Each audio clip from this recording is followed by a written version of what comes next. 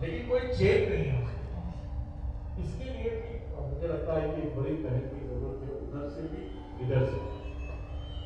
क्योंकि निश्चित रूप से सर जी ये बात सही है कि चैन न होने के कारण अनेक रोजगार ऐसे जो हम कर सकते हैं, वो रोजगार हम लोग चैन न होने के कारण नहीं कर पा रहे। और इसलिए अगर चैन अच्छी होगी तो रोजगार भी होगी। उदाहरण के तौर पर जैसे हमारा बुंदेलखंड है, यहाँ पर गांव-गांव में दूध का व्यवसाय है।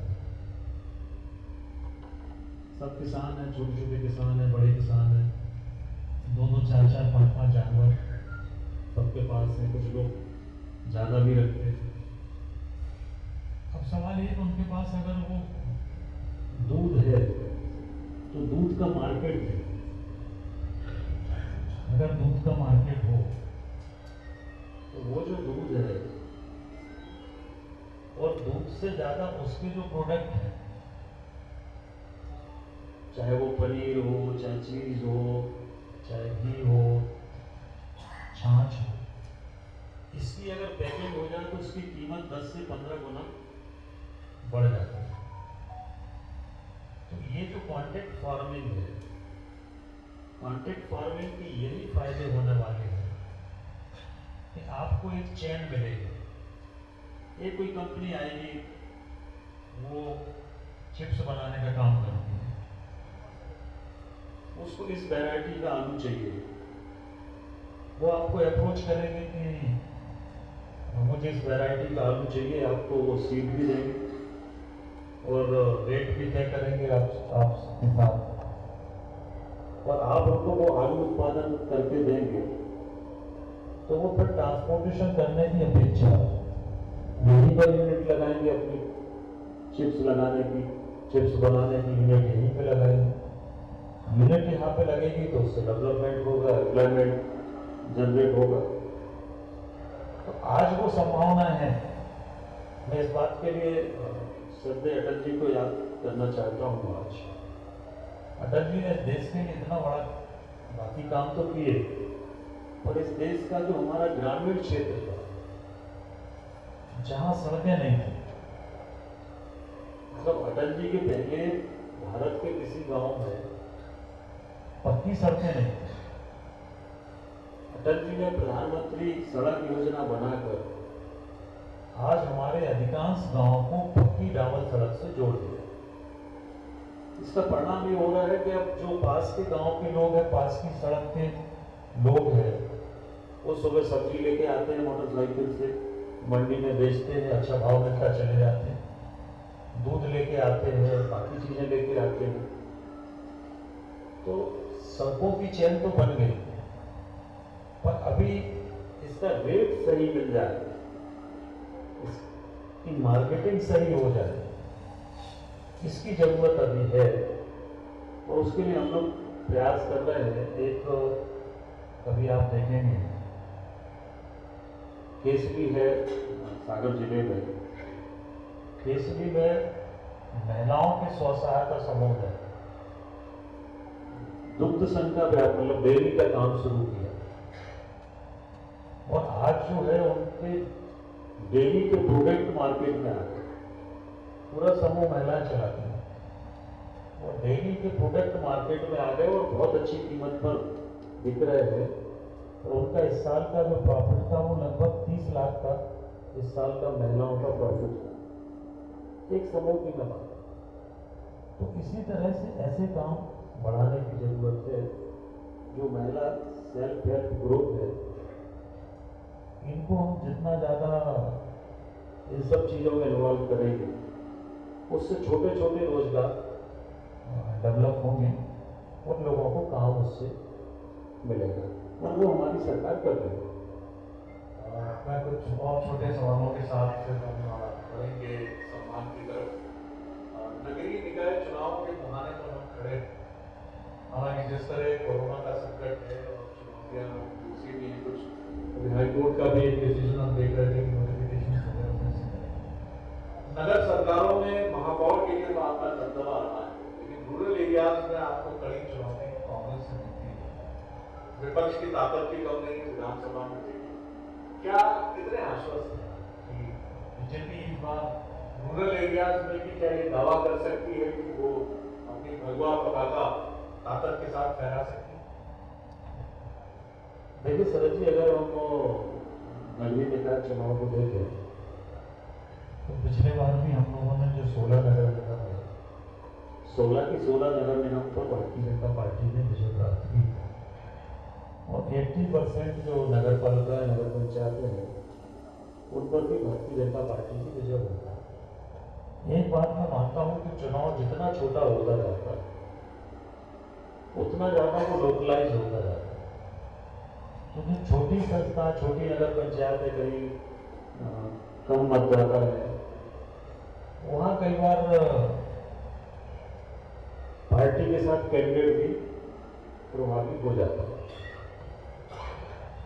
और बड़ी नगर पालिकाएं, बड़ी नगर पंचायत, नगर निगम, इन सभी स्थानों पर भारतीय जनता पार्टी ने पिछले चुनाव में बहुत अच्छी सफलता प्राप्त करी थी और इस बार भी जब चुनाव होंगे तो आप भी विश्वास रखिए कि पिछली बार से भी अच्छे परिणाम इस बार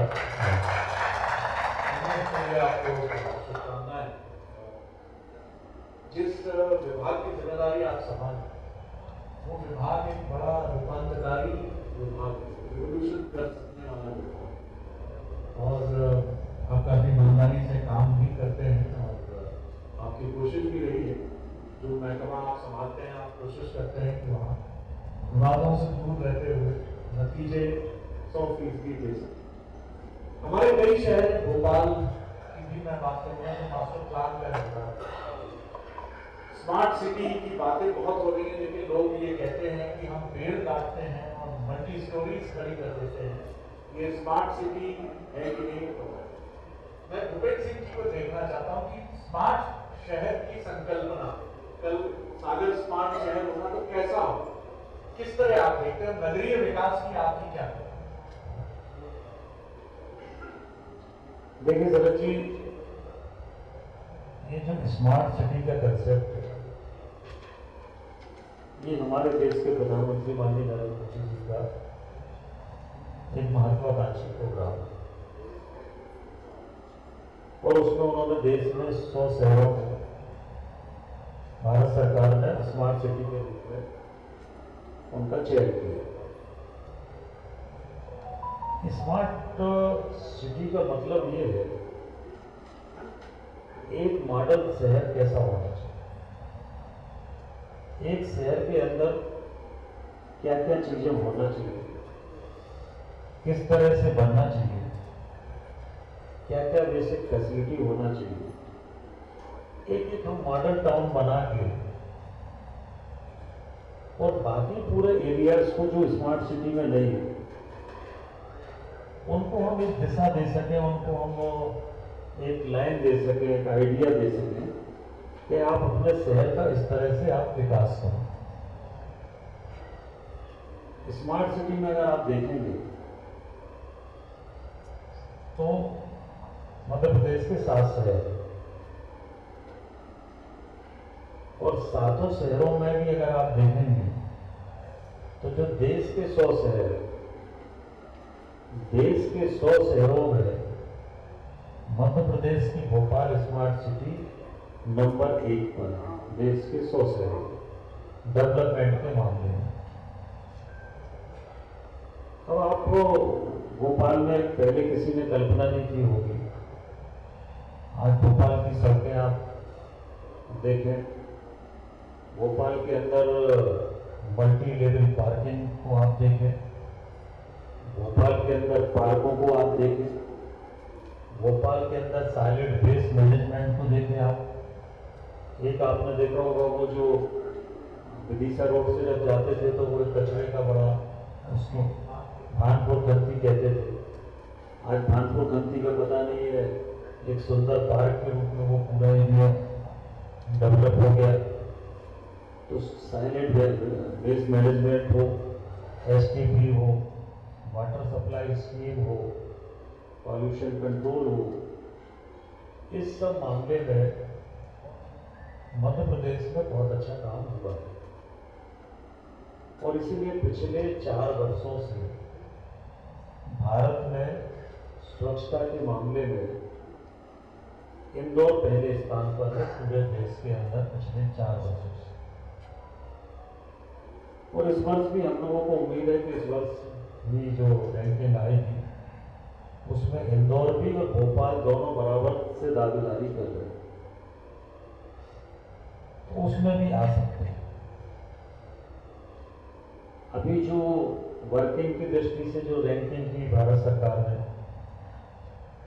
उस वर्किंग की दृष्टि से रैंकिंग के मामले में इंदौर नंबर 1 है। रहने की दृष्टि से अगर देखें किसी शहर के बारे में तो उसमें सागर 1 है मध्य प्रदेश के अंदर।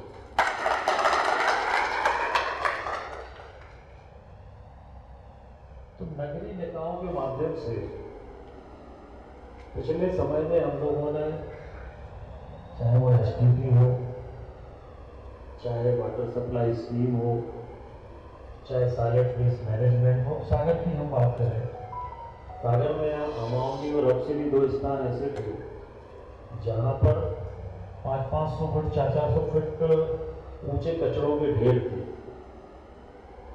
लोगों का निकलना मुश्किल था वहां से। अब यहाँ पर हम लोगों ने सॉलिड वेस्ट मैनेजमेंट प्रोजेक्ट शुरू किया है, तो सारा का सारा कचरा वहां से यहाँ पे प्रोसेस हो रहा है।